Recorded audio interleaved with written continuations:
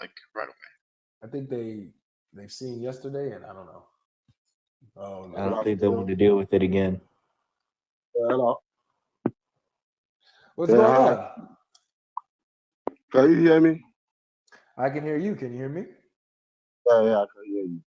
Yeah, please, I want to ask two quick questions, and I want clarification because you are Christians, because it's bothering me. I'm a Muslim, but I want to know your opinion on that because the kind of question you keep on. So I want to say the first is concerning about Trinity.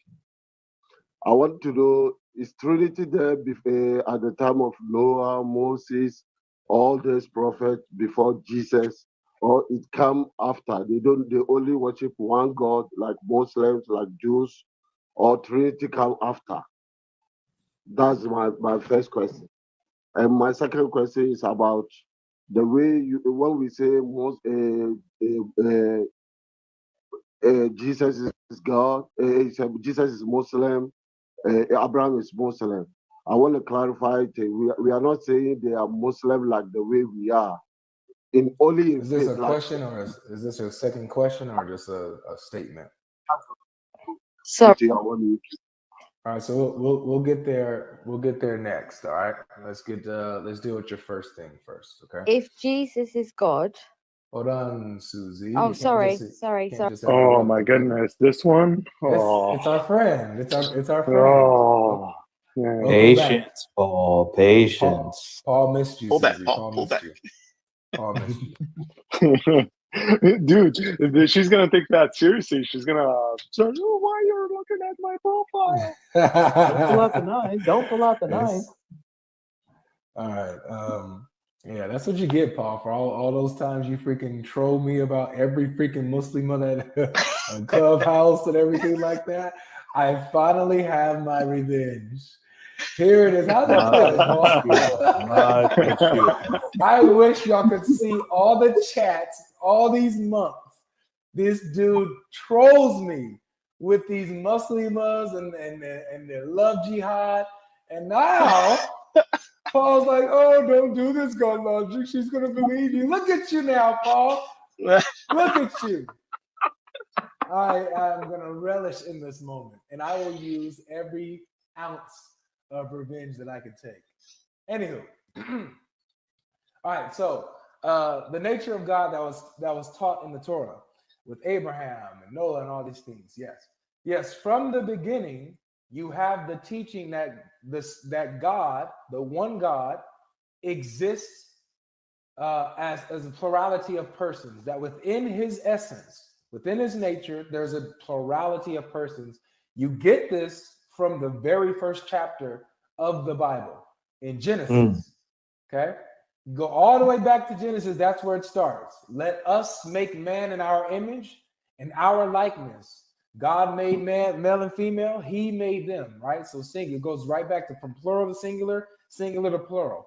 So we see in the beginning that the Bible is already setting us up with this concept that God has a plural nature within His unity, right? He has a plurality of persons within His nature. All right, so you get this all the way from the beginning, bro. So my question is, why is it the Jews and the Christians believe something else? Because I listen to a lot of rabbis say that the Christian concept of God is paganism. I'm not mocking you. I'm just saying a lot of rabbis that I hear from them. They think that the Can I Christianity answer view that one? the paganism. So if they understand God is Trinity just from the beginning, why are they different from you? They don't accept the Christian way of accepting God, like Trinity God. This is the reason why I wanna know the clarification. Sure. Because the theology of the Jews has changed since the fall of Jerusalem in 70 AD. Many other Jewish scholars have noted that that in the Second Temple period and before it, in the time of Jesus, there was a belief in God as multi-personal. We see it in books called like Two Powers in Heaven and the Bodies of God. And these scholars note that this was a belief that God was multi-personal in the early Jews. But after the advent of Christianity, when we Christians, who were originally Jews, associated the second person of that power, of those two powers, to Jesus, they declared that two powers doctrine of God as a heresy. But you can't fully deny it. You can't fully deny it if you're going to understand Jewish history. Daniel Boyarin in his book Bodies of God notes that. And really the perspective that most of the Jews are parading right now, this narrative, actually comes from the Middle Ages with Maimonides. So even he notes that if you're going to deny a Jewish history with a multi-personal God, you're basically creating a new religion. So the modern rabbis that you've been listening to, they've all been influenced by Maimonides. But if you go earlier into the Jewish Targums, into most of the beliefs of the first century Jews, you would understand and you would see that God is multi-personal, and that's the view that the early Christians paraded, especially when dialoguing with the Jews. We see this with Justin Martyr and his dialogue with Trypho, and even another Jew calls Trypho out on this reality when Justin Martyr points it out in his dialogue. I highly recommend you read it. Yeah, I got Sorry, it is really worthy to note. It's really worthy to note. If you're appealing to rabbis, then you ought to know that there isn't a single rabbi in existence that confirmed Muhammad is a prophet. So if, at least we have rabbis. Please let me finish this sentence because it's really important. You appeal to rabbi as an authority. There isn't a single rabbi that we know of that is worth his salt, unless you can bring contrary evidence. Then because I'm not familiar, and I could be wrong. I'm not saying that I'm 100% factual here, but please bring me a single rabbi that actually did say Muhammad is a prophet. Even Maimonides, the one that he said Muhammad is a crazy man. I'm not talking about. But if you're taking one opinion, you gotta take the whole opinion. You gotta know that they are biased into a certain understanding. So if that's the case, then we can apply. My goodness. Okay. So now you're offended. Now you're offended because the rabbis actually throw rocks at you too. Is that why? Okay. Just making sure. You guys, I explained to this very nicely, but you come up and you are messing up. You understand me? They really what you don't understand is there are rabbis that converted to Christianity, and there are scholars that confirm Christianity. What I'm trying to tell you is, where the contrary Islam is not even confirmed or converted to from anyone that is educated about Judaism. So we have a big problem here. We have Messianic Jews. We don't have Islamic Jews. I can tell you, like the way I say, I saw a lot of Jews that talking about oneness of God. They clearly say that it's not about whether they accept Muhammad or not, but they accept that the way the Muslims monotheism about oneness of God is not paganism. I hear them say it several times. You can search it on YouTube. Just be honest with yourself. I don't say they confirm Muhammad is a prophet from God. They deny Jesus, but we believe in Jesus, so it's not a big deal. It's about faith. But I want to know, why is it that the Jews don't accept the Trinity? That's the only reason I want to know. I'm not comparing. If you explain it, yeah, if you understood what the brothers have said, it's depending on which Jews you're asking, okay? Because the Jews before 70 AD had a concept of God that he was multi-personal. As a matter of fact, when you look at, I forget the Jew, the guy's name. He's not a Christian. He's a Jew, a scholar, and he says that the Trinity is a Jewish belief. It's not far from Judaism. What's his name? Benjamin Summers. Yes, Benjamin Summers, a Jew scholar who says this, that the Trinity is not far from Judaism. It's a Jewish belief. So it's nowadays Jews, it's modern day Jews, that Jews after the Second Temple period that you find that try to get away from Christianity, that have changed their doctrine to to make sure that Right. it's away from Christianity as much as possible. It's multiple scholars. There's We Alan got a F. Messianic rabbi in the house right now. Unfortunately, he can't Snap. come up. Oh, Wait, can he? Hold on, he could come up. If you watch this live, he did say that he would try to make his way on. He got enough followers. Let me see if I can invite him. But yeah, we got a Messianic. don't tease Jew in us the house now, right Rabbi. Yeah, I was about to steal one of his answers actually and use it as my own. So you better come up, Rabbi, and Let's see if he's available. Take care for the child and raise You it. said as Daniel Boyan? Yeah. Oh yeah, that's right. Yeah, Daniel Daniel Boyan Boyan. teaches two powers in heaven. That's right. There's These are Alan F. Jews. Siegel, and then there's, I believe his name is Peter Schaefer. Mm-hmm. So multiple scholars. Yeah. So all in all, man, it's you got to go into history and see which Jews you're talking about.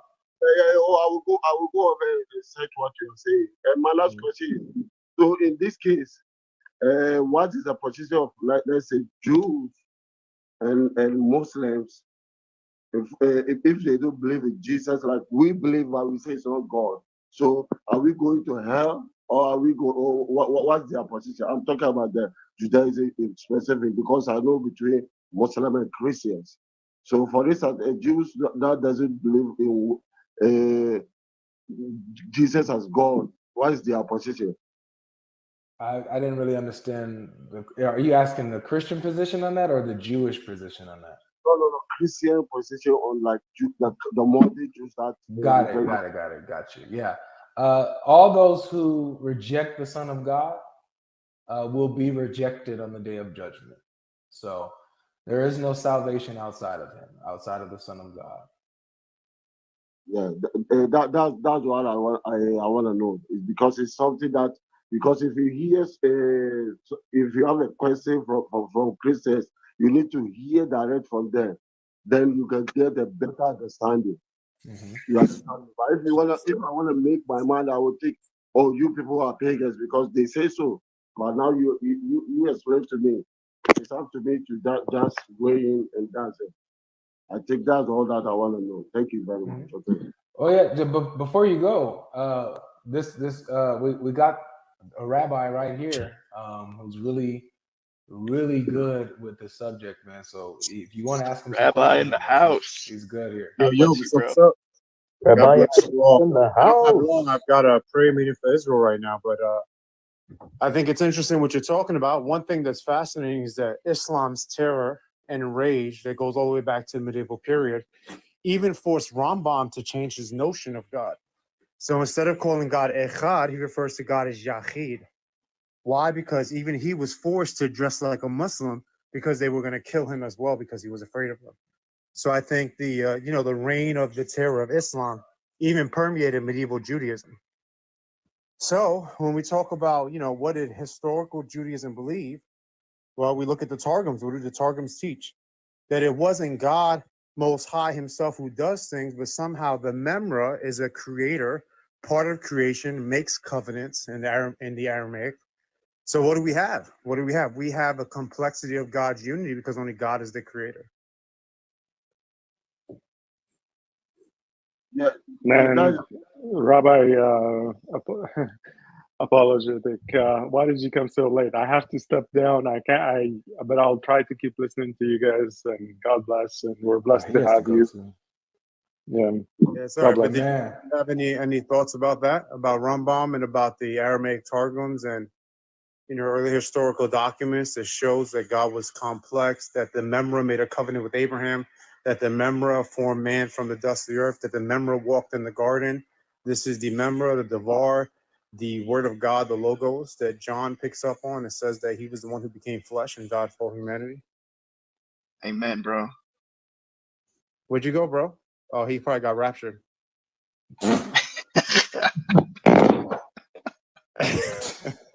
Oh, that's crazy, bro. I didn't know. I didn't know these. I didn't know Muslims are pre-trib. That's crazy. Suai, I think, is still here. He just isn't saying nothing. Is he? Sawali, you here, bro? I'm here. Yeah. Can I ask you a question? You say you are practicing. You are Jew. Yeah, practicing Judaism. Yes, sir. Okay. So I asked the Christians about whether their concept of God, the Trinity, because I hear a lot of rabbis on the internet, on YouTube, say it's paganism. It's not. They don't take it like monotheism, like oneness of God. So that's why I asked them. Then they say from beginning, the old Jews take it like God is like three or something like the way Christians believe. But now, after some centuries, then the Jews change it. So what can you say about that? Because they Yeah, answered it. so I think, one thing I will say about that, the pop Judaism that we deal with, the Tovia singers, the Michael Skolback, the Jews for Judaism, the pop Judaism that they give the Gentiles, isn't always what their sources say, right? Because deeply embedded within Judaism, we have the Sefirot, which are the 10 emanations of God that are God themselves, right? That God winds up being divided in these 10 parts, and the other parts pray to the other parts. And this is deeply embedded within Judaism. Right, you go to the Zohar when you get to the Shema Yisrael, Adonai Eloheinu, Adonai Echad. Why do we have the three names? It says because he's three in one. So this is deeply embedded within the historical source of Judaism of complexity. Genesis 19:24, Yad He Vav He, localized in Sodom and Amorah. He's also localized in heaven, raining down fire from the other one. So when you go with the pop Judaism, the Tovia singers, the ones who make YouTube channels trying to combat Christianity and the New Testament, they're going to give you the pop ideas, right? But the reality of it, when you get into the sources, they align a lot with what the New Testament is teaching about God's complexity.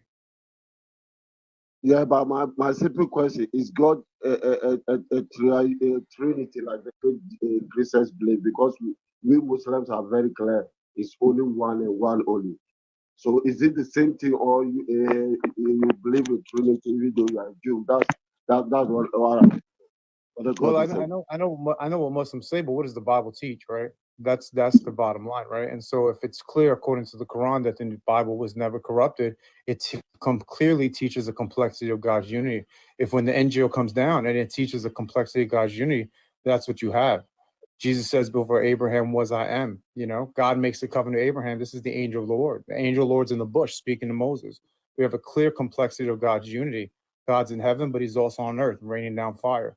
He's everywhere. Jesus, before he goes up to heaven to be ascended to the Father, he says that he'll be with all the believers everywhere and all the times.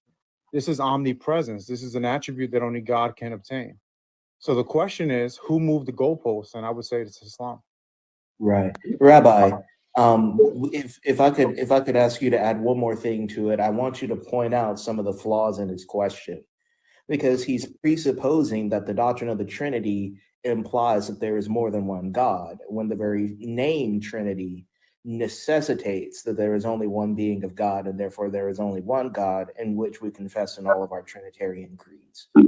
Yeah, and I think one of the mistakes that Islam makes, which a lot of our Unitarian opponents make and others, is that the reason why I think they trip over their own feet is because, and I say that really respectfully, but the reason why they make errors is because they attempt to look at the creator based upon the attributes and ontology of that which is created. So you're having category errors saying that a being can only be one person and one being. So there's already a category error. See, creation is one being, one person. That which is uncreated isn't held to those ontological boundaries. So therefore, the creator can be three beings and one person. It's not illogical. Three persons, one being. Three persons, one being. Hey guys, can I interfere? Sure. You a Muslim? Islam is false. Prove me wrong. I'll give you one verse in Quran. It's 1094, which saying apparently that the messenger of Islam, he get doubted that what he received, it's maybe not true. So he doubted. The verse come to him. If you think what we sending you, you doubt it, go and ask from Torah and from the old book. So that means the God of Islam come to the Prophet Muhammad and told him, if you doubted what I sent you, go ask from those previous 2 books.